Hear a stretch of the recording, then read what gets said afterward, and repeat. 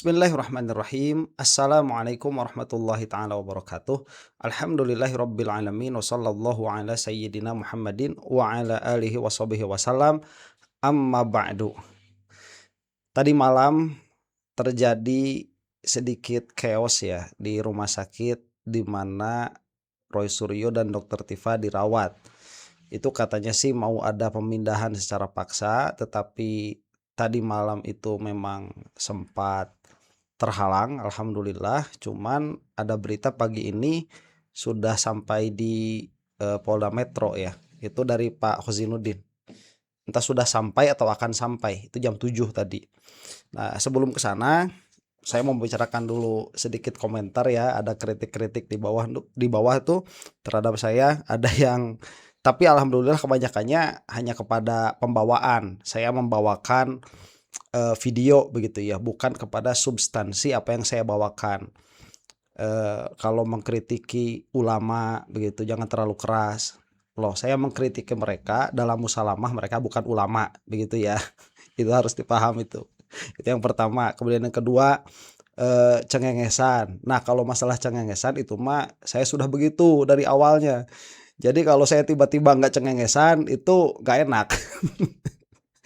Dan itu ada masalah nanti ya kalau di dalam di dalam berbicara itu, kalau kita tasonnu ya, mengada-adakan pembawaan itu buruk, itu jelek. Nanti jelek buat sayanya begitu. Dalam pengertian ada masalah lah di situ ya buat saya. Jadi saya tidak memalsukan diri ya, memang saya mau begini adanya dan mohon maaf begitu ya. Saya begini.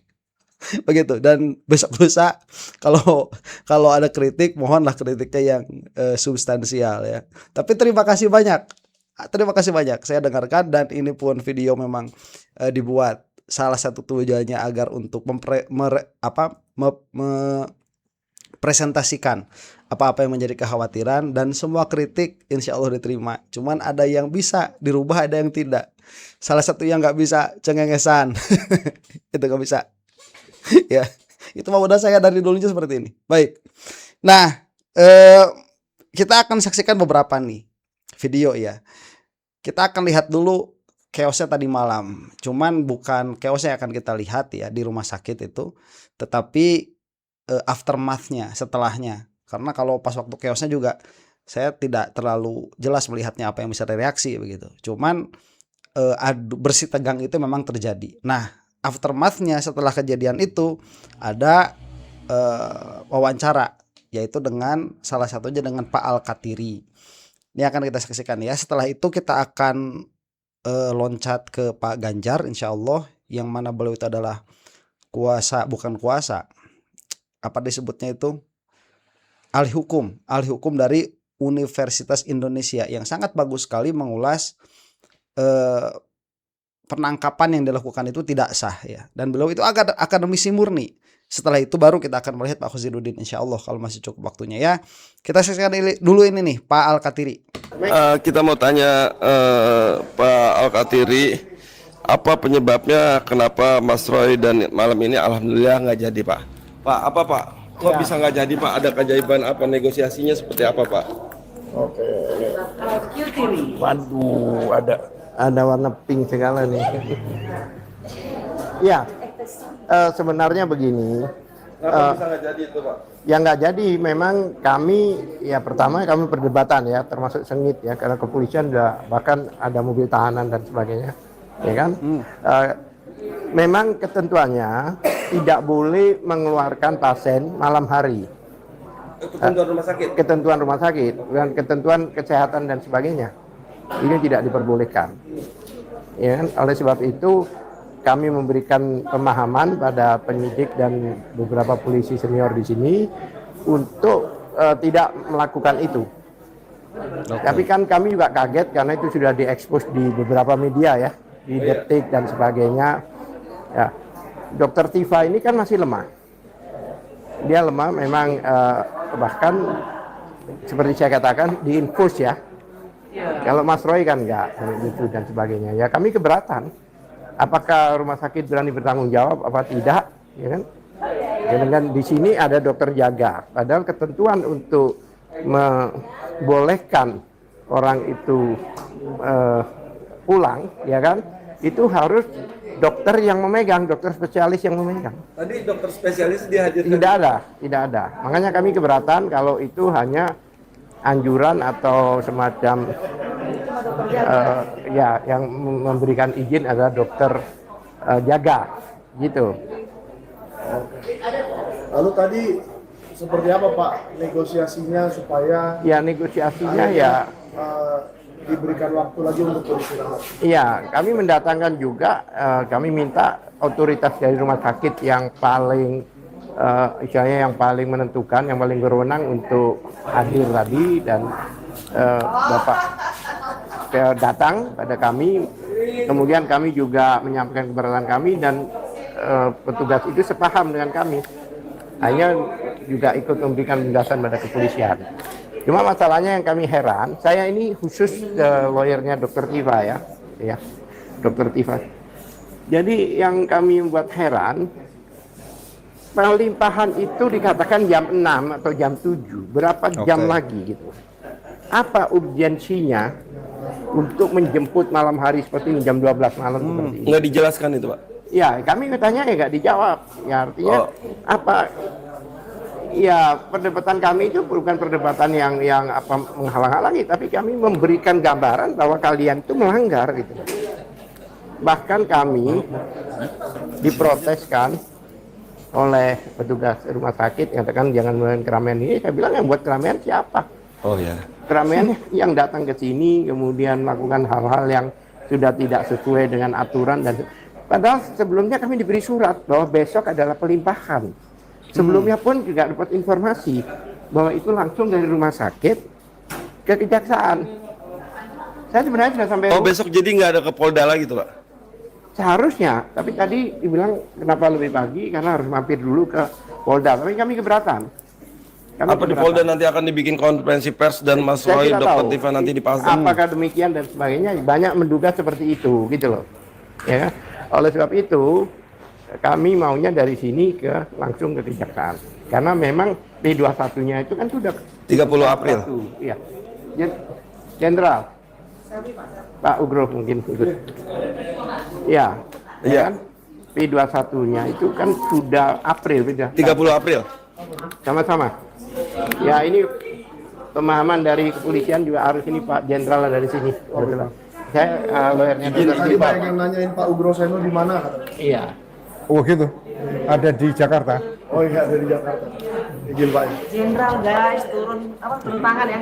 Indonesia tidak baik-baik aja. Ya, saya menjelaskan tentang Dr. Tifa karena kami kan lawyernya. Baik, sebentar ya. Nah, ini beberapa skenario yang sudah terbaca dari apa yang dikatakan oleh Pak Al-Katiri ya.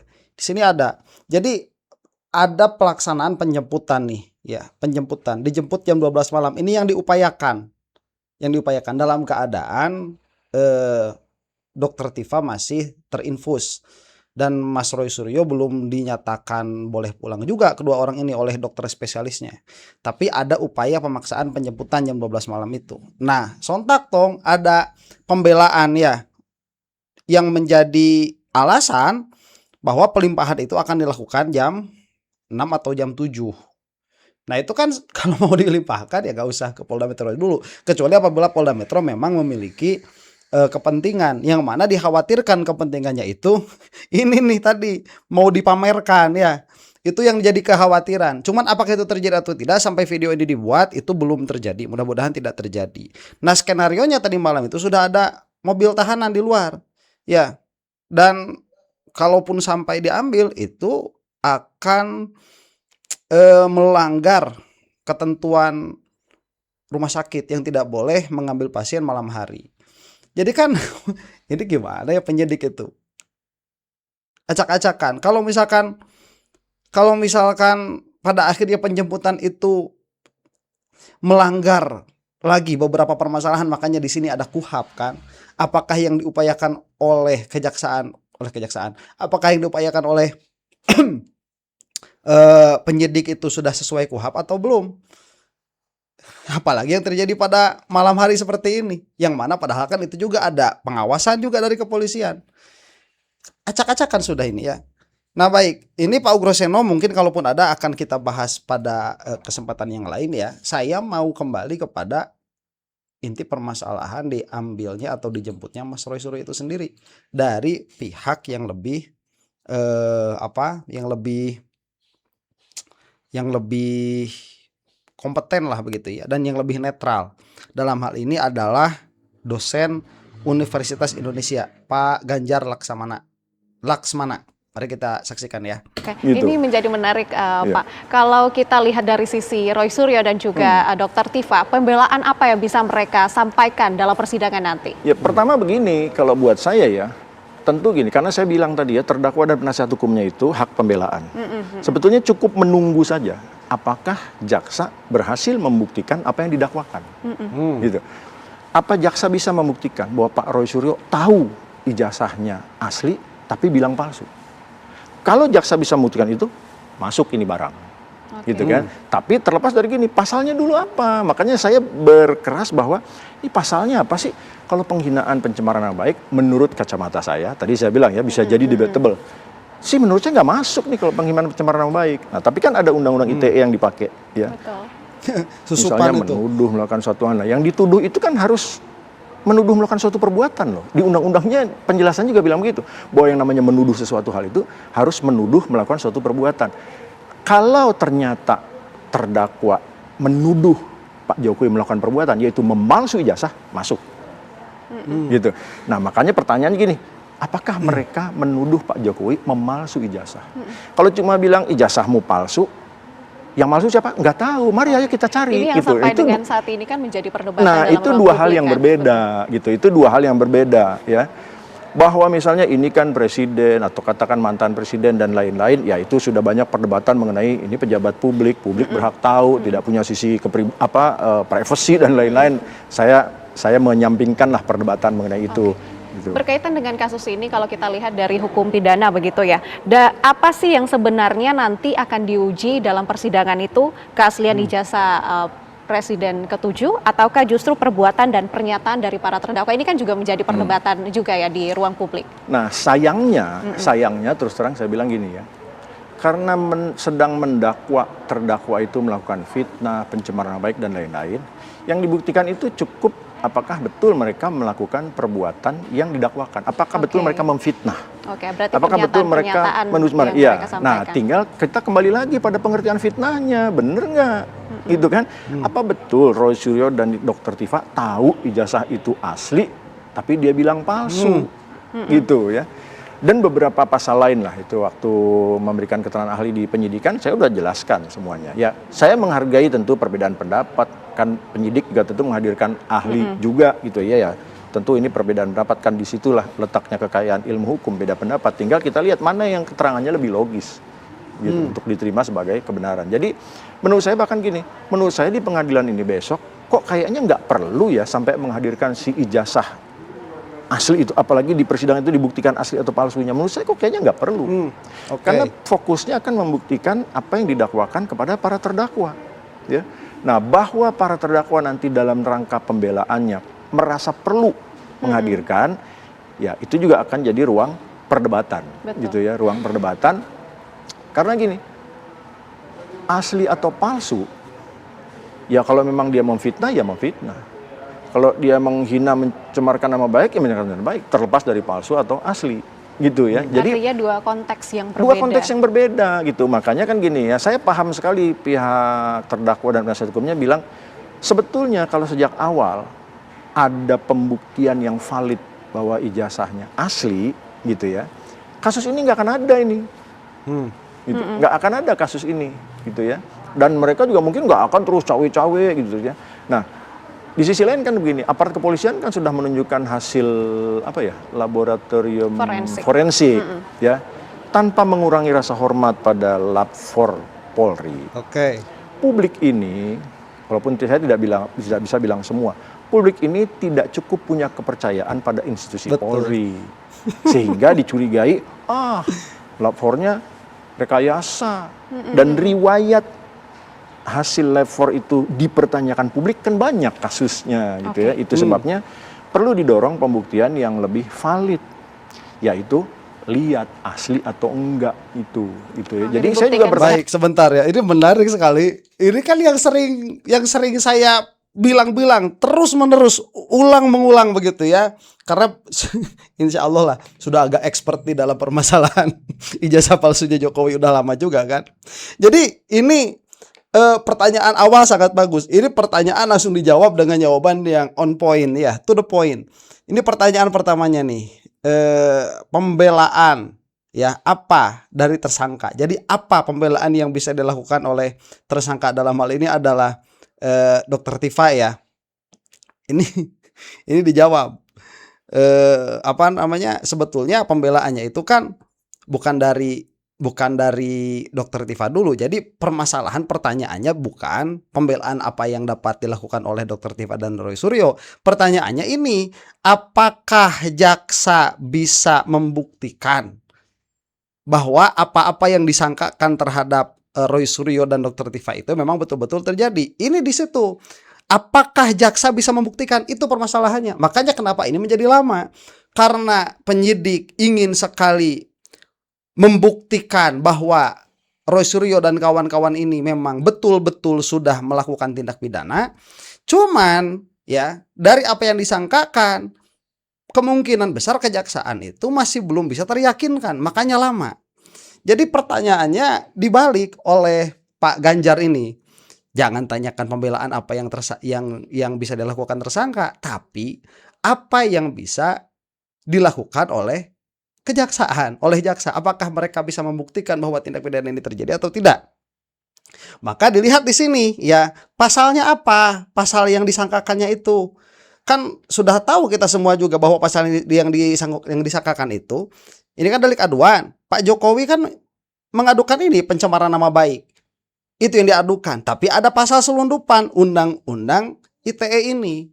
Karena kalau misalkan hanya pencemaran nama baik, kontan ya itu tidak bisa ditahan dan lain sebagainya itu konsekuensinya itu. Tetapi ini memang ingin dipaksakan. Masuklah Undang-Undang ITE, masuklah disanakan kemarin Pak Henry Subiakto yang mengatakan itu tidak bisa masuk Undang-Undang ITE, di situ debatable. Jadi kalau misalkan begini ya, kalau penyidik itu sudah memaksakan pasal-pasal yang debatable, itu sudah bermasalah. Ya, dan ini agenda politiknya bukan ada di Mas Roy, agenda politiknya ada di Jokowi. Kemudian pertanyaan krusialnya, apakah terjadi menuduh Jokowi memalsui ijazah atau tidak? Dan itu kan tidak pernah kita dengar juga. Malah Dokter Tifa kemarin mengatakan kita tidak pernah mengatakan Jokowi memalsui ijazah. Sebagai bukti ada orang yang disangkakan memalsui ijazah itu. Mana tuh yang di Pasar Pramuka itu kan ada orangnya disebutin. Jokowi memakai ijazah palsu, iya. Apakah ada tuduhan Jokowi itu memalsui ijazah? Tidak, kan yang dituduh diantaranya Pratikno itu. Jadi Pratikno harusnya yang pada saat tersinggung dan melaporkan. Kemudian ini apa yang akan diuji lagi pertanyaan begitu ya? Apa yang akan diuji? Ya, yang diuji kan tadi jawabannya itu mendakwa, kemudian satu ada mengenai pasal pencemaran nama baik, kemudian dua Undang-Undang ITE. Nah ini kan yang harus diuji, apakah memang betul terjadi apa yang disangkakan itu atau tidak. Nah, dan yang bagus ini sangat manatiko sekali berpikirnya, sangat logis sekali. Di sini harus kembali kepada definisi fitnah. Jadi fitnah itu apa? Nah kan begitu ya. Makanya fitnah itu pasti dia kembali kepada mens rea-nya. Apakah Mas Roy itu tahu bahwa ijazah Jokowi itu asli? Fitnah itu kan begini. Mens rea-nya itu ya, niat jahatnya itu. Roy Suryo tahu ijazahnya itu asli, tetapi mau memberikan sangkaan kepada orang lain supaya orang lain itu memiliki sangkaan bahwa ijazah Jokowi itu palsu. Tuh ada mens rea-nya. Disebutlah itu perbuatan fitnah. Yang dilakukan oleh Mas Roy Suryo bukan fitnah, justru Mas Roy nggak tahu ini ijazahnya asli atau tidak. Kemudian ada yang diupload, kemudian yang diupload itu diteliti, kesimpulannya 99,9% palsu. Malah kata si Momon itu 11.000 triliun % palsu. Lah di mana fitnahnya? Lah ini kan yang saya katakan sedari awal, penyidik itu kalau kita mau husnuzon ya bahwa ini netral, tidak ada tekanan politik di dalamnya, berarti penyidiknya bodoh. Kalau misalkan kita mau melihat penyidiknya pinter, lah kok pinter bisa sampai salah menuduhkan begitu. Lah tidak ada mens rea ke fitnah kok malah dimasukkan fitnah ke situ. Dan harus diingat bahwa yang dilaporkan oleh Joko Widodo adalah pencemaran nama baik, bukan fitnah. Begitu. Dan ada juga yang menarik tadi tuh, tidak perlu membuktikan ijazah itu asli atau tidak, karena kan permasalahannya di mana? Pada pencemaran nama baik. Dan ada kata-kata lagi yang bagus sekali di sini ya. Lab for Polri kan. Saya sering mengatakan hal ini. Ngapain Lab for Polri itu membuktikan ijazah Jokowi itu asli? Karena satu, mereka tidak punya kewenangan, dan kalaupun keluar itu tidak memiliki ketetapan hukum. Yang kedua nih, publik tidak percaya. Ini permasalahannya. Jadi pada akhirnya yang rusak siapa? Kepolisian. Nah, publik gak percaya kalau dipaksakan ijazah Jokowi asli. Dan sebagai bukti, saya tadinya tidak mengatakan bahwa kepolisian itu banyak kasus tidak akurat begitu ya hasil lab 4-nya itu. Cuman Pak Ganjar mengatakan, bukan dari saya ini, bukan dari mulut saya. Lihat saja tadi, dari mulutnya Pak Ganjar. Pak Ganjar ya, banyak kasus tidak akurat itu. Nah itu jelas sekali ya. Mungkin yang bilang para termul itu mau heran, cuman ya Konoha. Kita teruskan dulu sebentar nih. Kenapa sih susah banget nyodorin gitu ya? Kasih lihat aja, selesai. Nah, tapi kan terus orang berdebat, apa kewajiban saya? Saya nggak ada kewajiban. Iya, tapi ini loh, dunia ini udah kisruh gitu ya, dipertanyakan. Seberapa besar sebenarnya peluang kasus ini berkembang dari perkara pidana menjadi perdebatan publik dan politik? Kalau perdebatan publik saya pikir udah terjadi ya. Udah terlepas dari apakah publik cukup paham atau tidak dengan konteks-konteks tadi itu ya. Menuduh, memfitnah, mencemarkan nama baik, menghina, laporan palsu, atau lain-lain itu. Nah, itu yang harus kita kembalikan. Karena begini ya, kalau orang mempertanyakan atau menyatakan barang milik orang lain itu palsu, jelek, jadi tindak pidana, bayangkan berapa orang masuk penjara, gitu kan? Saya bilang, Mbak nggak cocok pakai baju ini, jadi jelek. Terus itu masa memfitnah, pencemaran nama baik, gitu. Itu kan justru karena saya concern. Tapi ketika seseorang merasa harga dirinya tercemar, ini bagaimana? Nah gini loh, makanya saya bilang tadi, mencemarkan nama baik itu apa sih? Menyerang kehormatan, kehormatan dalam arti nama baik. Nah, perdebatannya, ya saya paham. Apakah ijazah jadi simbol kehormatan dan nama baik? Kan yang dibilang palsu ijazahnya, bukan bilang Bapak memalsu ijazah. Kalau Bapak memalsu ijazah, menurut saya itu pencemaran nama baik. Gitu. Tapi kalau ijazahnya palsu, gitu. Dan gini, ini kan proses yang sejak awal mereka bahkan lapor polisi. Jadi mereka ini bukan awalnya ya, bukan sembarangan loh. Mereka menjalankan kewajiban hukum untuk melaporkan dugaan tindak pidana. Siapa pelakunya? Nggak tahu. Kecuali kalau dari awal mereka bilang, Pak polisi, Jokowi malsu ijazah. Jadi mereka menjalankan kewajiban hukum. Masa menjalankan kewajiban hukum terus diancam dengan proses hukum yang macam-macam ini? Terus besok-besok publik harus ngapain kalau mereka menemukan dugaan tindak pidana? Dari pengadilan sendiri apakah memiliki batas-batas kualifikasi dalam pembuktian ini? Ya, secara hukum acara pidana kita yang baru yang akan digunakan besok, gitu ya, itu mengatur ya pembuktian, alat-alat buktinya apa saja, gitu ya. Walaupun terus terang saja di KUHP baru ini ada alat bukti yang unik, dan alat bukti yang lain yang saya kalimatnya nggak ingat persis, pokoknya yang menurut tafsir penegak hukum memang bisa jadi bukti, bisa membuktikan suatu hal. Wah, itu kan ruang subjektifnya besar sekali, gitu kan.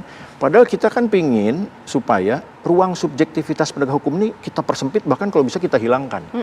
Tapi sialnya di KUHP baru ini masih cukup banyak ada pasal-pasal yang dan lain-lain menurut penilaian penyidik dan lain-lain menurut penilaian penyidik. Jadi penyidiknya menilai.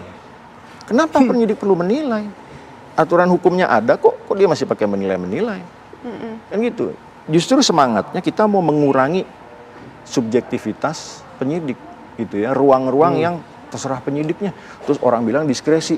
Dulu diskresi itu kalau memang tidak ada aturan hukumnya. Aturan hukumnya ada kok, kenapa tiba-tiba lari ke diskresi? Gitu. Jadi seperti yang tadi dibilang, kami mengamankan. Kenapa nggak bilang penangkapan? Kan gitu. Makanya saya bilang di berbagai kesempatan di media sosial, penangkapannya tidak sah. Karena yang boleh ditangkap itu harus tersangka dan yang tidak kooperatif. Itu yang boleh ditangkap. Nggak bisa sekedar tersangka. Ya tadi pasal 97 ayat 2. 2 kali panggil nggak hadir, tangkap. karena tersangka. Saksi kalau 2 kali panggil gak hadir, jemput paksa namanya. Itu saja. Kok orang nggak paham ya bedanya jemput paksa dan penangkapan. Saksi itu, 2 kali panggil dalam datang, jemput paksa. Kami perlu dalam kata lain penyidiknya bego. keterangan untuk mendapatkan kebenaran materi. Periksa. Tapi kalau tersangka 2 kali panggil, tangkap. Anda menilai makna dari penangkapan Roy Suryo dan Sebentar juga ya. Ini apa namanya, ada poin sangat penting yang mau saya highlight juga nih. Satu ya, KUHP baru masih subjektif. Ini PR DPR berarti ya. Si DPR. Aduh, ya DPR kita yang bikinnya, mau gimana? Kemudian ada poin yang paling menohok di sini, penangkapan tidak sah. Kenapa penangkapan tidak sah? Ini poinnya. Karena penangkapan itu dia tersangka plus tidak kooperatif. Jadi harus ada tidak kooperatifnya. Lah apakah tidak kooperatif itu terjadi dari Mas Roy dan Dr. Tifa? Sama sekali tidak terjadi begitu. Dan tadi juga mengatakan Pak Ganjar ini bagus sekali. Jika mengatakan barang itu palsu begitu ya. Jika mengatakan Jika mengatakan barang itu palsu atau jelek, masa itu mau dipidana? Nah ya kan cuma bilang begitu, Pak Jokowi itu pemirsa.